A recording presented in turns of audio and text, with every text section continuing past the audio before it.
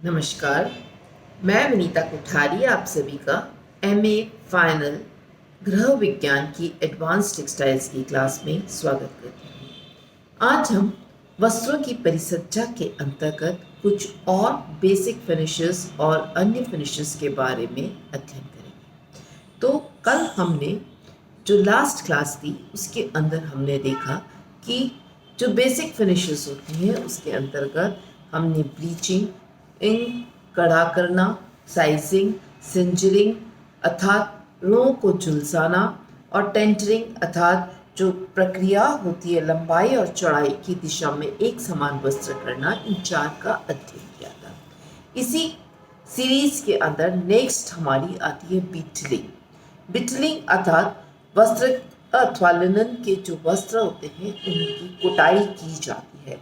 इसके लिए वस्त्र को एक लंबे लकड़ी के ड्रम में डाल दिया जाता है और या ढोल के अंदर डाल दिया जाता है और फिर उसके अंदर इलेक्ट्रिक बीटर्स लगे होते हैं। ये बीटर्स मशीन घूमने के साथ साथ मशीन कपड़े को पलटती है और उनके ऊपर बीटर्स जो होते हैं वे ऊपर और नीचे गिरते रहते हैं। यह करीब 30 to 60 आवर्स तक चलती है यह प्रक्रिया और इसके कारण जो सूत होता है वह चपटा हो जाता है और जो रिक्त स्थान होते हैं फैब्रिक कंस्ट्रक्शन के अंतर्गत वे भर जाते हैं। वस्त्र की जो एक्चुअली सरफेस एरिया होता है, क्षेत्रफल जो होता है वह बढ़ जाता है। साथ ही वस्त्र में क्षेत्रफल बढ़ने के साथ साथ इसके द्वारा वस्त्र में कोमलता और चमक आ जाती है। साथ ही वस्त्र की जो अवशोषण क्षमता है इसमें भी वृद्धि हो जाती है। नेक्स्ट आती है मर्सराइजिंग। इस प्रक्रिया में कॉस्टिक सोडा से प्रतिक्रिया कराई जाती है। यह एक रासायनिक प्रक्रिया है जिसका आविष्कार 1844 में जॉन मार्शल के द्वारा किया गया था। मर्सराइजिंग प्रक्रिया अधिकतर सूती वस्त्रों के लिए की जाती है। लिनन वस्त्रों पर भी यह सफलतापूर्वक कर सकते हैं। इस प्रक्रिया में वस्त्र की कोमलता, चमक और मजबूती बढ़ जाती है। साथ ही रंग और जल में घुलने वाली परिसज्जा की ये जो एफिनिटी होती है, सादृश्यता होती है, वह भी बढ़ जाती है। सूत की मर्सराइजिंग अलग अलग की जाती है। इस विधि में विभिन्न प्रकार के रोलर्स से सूत को गुजारा जाता है और उस पर परिसज्जा की जाती है। वस्त्र की मर्सराइजिंग का उपयोग टेंटरिंग मशीन पर खींचकर फैला दिया जाता है। वस्त्र पर कॉस्टिक सोडा का घोल डाल दिया जाता है। रगड़ने के पश्चात वस्त्र को जो न्यूट्रलाइजिंग सब्सटेंस होता है, डाइल्यूट सल्फ्यूरिक एसिड, उससे धोया जाता है। तो एक्चुअली वस्त्र की कोमलता बढ़ाने के लिए, वस्त्र की मजबूती बढ़ाने के लिए और वस्त्र की चमक बढ़ाने के लिए कॉस्टिक सोडा के अंदर वस्त्र से जो प्रतिक्रिया कराई जाती है वह मर्सराइजिंग कहलाती है। वस्त्र को मर्सराइजिंग के पश्चात कॉस्टिक अणु की पुनर्व्यवस्था कर देता है जिसके कारण अवशोषण क्षमता बढ़ जाती है। हाइड्रोक्सिल ग्रुप अधिक जल को सोखती है।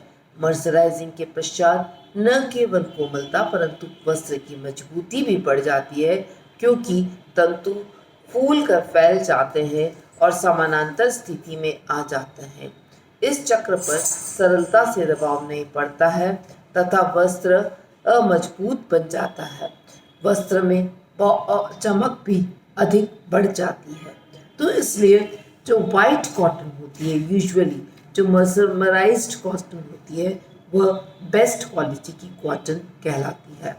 नेक्स्ट आती है सैनिटराइजिंग। सैनिटराइजिंग का चिन्ह इस बात का प्रमाण है कि वस्त्र धुलाई के पश्चात सिकुड़ता नहीं है। ये वस्त्र निर्माण के पश्चात वस्त्र को परिष्कृत किया जाता है जिससे कैलेंडरिंग प्रक्रिया में वस्त्र को लंबाई और चौड़ाई में खींचा जाता है। इस खींची हुई अवस्था में स्टार्च देकर आकर्षक बना दिया जाता है। उपभोक्ता वस्त्र उपयोग के पश्चात धोता है तो वस्त्र यूजुअली सिकुड़ कर छोटा हो जाता है। सैनिटराइजिंग प्रक्रिया में वस्त्र को गर्म रोलर्स के बीच से गुजारा जाता है।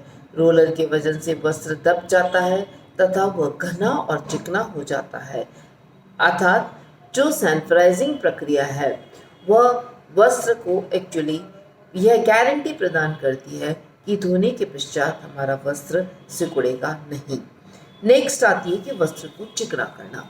वस्त्र को चिकना करने के लिए जो हम फिनिश यूज़ करते हैं उसे हम कैलेंडरिंग कहते हैं। कैलेंडरिंग एक प्रक्रिया, एक्चुअली मैकेनिकल फिनिश भी हम कह सकते हैं इसे। इसमें यांत्रिक प्रक्रिया है। इस प्रक्रिया को आवश्यकता अनुसार चिकना किया जाता है। इस विधि में कई रोलर्स से गुजरना होता है। कई प्रकार की कैलेंडरिंग होती है।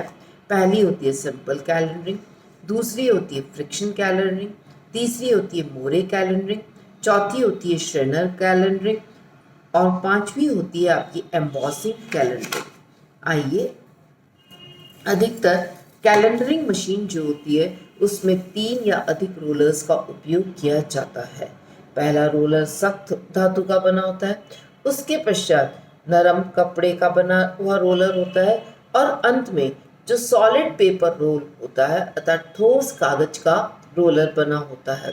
धातु के 2 सख्त रोलर एक दूसरे के साथ कार्य नहीं करते हैं, इसलिए इसमें अलग अलग 3 प्रकार के रोलर्स होते हैं। एक रोलर आपका धातु का बना होता है, दूसरा रोलर कपड़े का और तीसरा रोलर जो होता है वह सॉलिड पेपर रोलर होता है। अब आइए हम एक एक को देखते हैं डिटेल के अंदर। यूजुअली सिंपल कैलेंडरिंग, इसकी तुलना घर में काम आने वाली हम प्रेस या आयरन से कर सकते हैं। आयरन की हुई सतह तैयार हो जाती है। वस्त्र को पहले नम किया जाता है, धातु के बने रोलर्स के बीच से निकाला जाता है। वस्त्र इन रोलर्स से गुजरता है तो गुजरने की गति उतनी रखी जाती है जितनी वस्त्र में सिलवटें दूर हो सके। इस प्रक्रिया के पश्चात वस्त्र के अंदर चमक आ जाती है।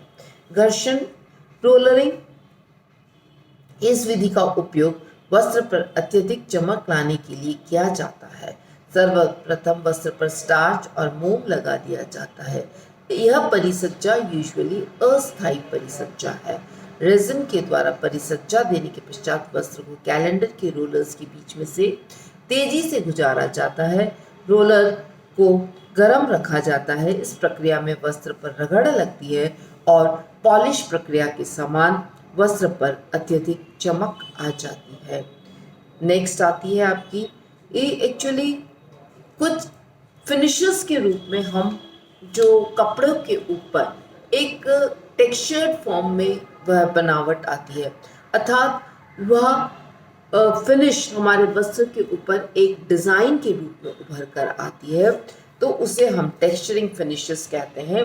या एक बनावट जो वस्त्र होती है उसकी स्ट्रक्चर के अंदर चेंजेस लाती है, तो ऐसी फिनिशेस को हम टेक्सचरिंग फिनिशेस कहते हैं। तो इसी के अंतर्गत जो कैलेंडरिंग प्रोसेस की नेक्स्ट टेक्सचर फिनिश है वह है आपकी एम्बॉसिंग या डिज़ाइन को सतह पर उभारना। एम्बॉस विधि से वस्त्र की सतह पर डिज़ाइन को उभार दिया जाता है। एम्बॉस विधि ताप संवेदनशील तंतुओं के ऊपर उपयोग की जाती है। परिसज्जा के द्वारा वस्त्र में ड्यूरेबल, धोने योग्य एम्बॉस उभरे हुए डिज़ाइंस बनाए जाते हैं। नायलॉन्स, एक्रिलिक, एसीटेट, पॉलिएस्टर तथा धातु और नायलॉन से निर्मित वस्त्रों पर इनका उपयोग किया जाता है। एम्बॉस किए हुए वस्त्र अधिक मूल्यवान होते हैं। एम्बॉस कैलेंडर में 2 प्रकार के रोल्स होते हैं। एक धातु का रोल होता है जिस पर डिज़ाइन खुदा रहता है और दूसरा रोल गर्म होता है। दूसरा रोल बड़ा और दुगना ठोस कागज का बना होता है। नेक्स्ट आती है आपकी फ्लैट डिज़ाइन। इसे बनाना सरल होता है। यह तांबे के धातु का बना होता है। इसकी बाहरी सतह पर डिज़ाइन खुदा होता है और इस रोल में लगा हुआ बड़ा रोल ठोस कागज का बना होता है जिसकी बाहरी सतह चपटी होती है। तांबे का खुदा हुआ रोल गर्म होता है। खुदा हुआ भाग वस्त्र पर जिस स्थान पर संपर्क करता है वस्त्र का वह स्थान चमकदार हो जाता है। एम्बॉस ब्रॉकेट इसी विधि का सबसे अच्छा उदाहरण होता है। नेक्स्ट आती है कि रेज डिज़ाइंस, इसके अंदर बनती हैं 2 तरह की डिज़ाइंस हम इसमें बना रहे हैं एम्बॉसिंग के अंदर। एक फ्लैट डिज़ाइन बना रहे हैं, एक रेज डिज़ाइंस बना रहे हैं। इस विधि में कागज और तांबे के रोलर्स पर खुदाई होती है। तांबे के रोल गर्म रखा जाता है और ठोस कागज का रोल पानी से गीला रखा जाता है। इसका तापमान वस्त्र के अनुसार रखा जाता है। वस्त्र को जब इन दोनों रोल्स के बीच में से गुजरता है तो वस्त्र के अंदर उभार लिए हुए डिजाइन बन जाती है। नेक्स्ट आती है मोयरिंग। मोयरिंग यूजुअली 200 वर्ष पुरानी टेक्निक से और यूजुअली जल के समान धारियां बन जाती है वस्त्र। इस रिब सिल्क और ऊनी वस्त्र पर यह प्रक्रिया की जाती है। एसीटेट वस्त्रों पर हम स्थायी मोयरिंग करते हैं। एक्चुअली रिब जैसे टेफेटा पर मोयरिंग स्मूथ कैलेंडरिंग के द्वारा डिजाइन बनाया जाता है। कई बार रिब वस्त्रों की दो तह एक दूसरे के ऊपर रखकर किनारों पर से सिलाई के द्वारा तथा अन्य साधन से जोड़कर चिकने गर्म धातु के रोल में से गुजारा जाता है। वस्त्र के चपटे भाग में प्रकाश अधिक परिवर्तित होता है और बिना चपटे भाग में भिन्न नजर आता है। वस्त्र पर दबाव डाला जाता है तो यह प्रभाव आ जाता है। नेक्स्ट है शेनरिंग। शेनर रोलर धातु के बने होते हैं तथा इनमें 200 से 300 महीन तिरछी डायगोनल लाइंस खुदी होती है। तिरछी रेखाएं अथवा डायगोनल लाइंस।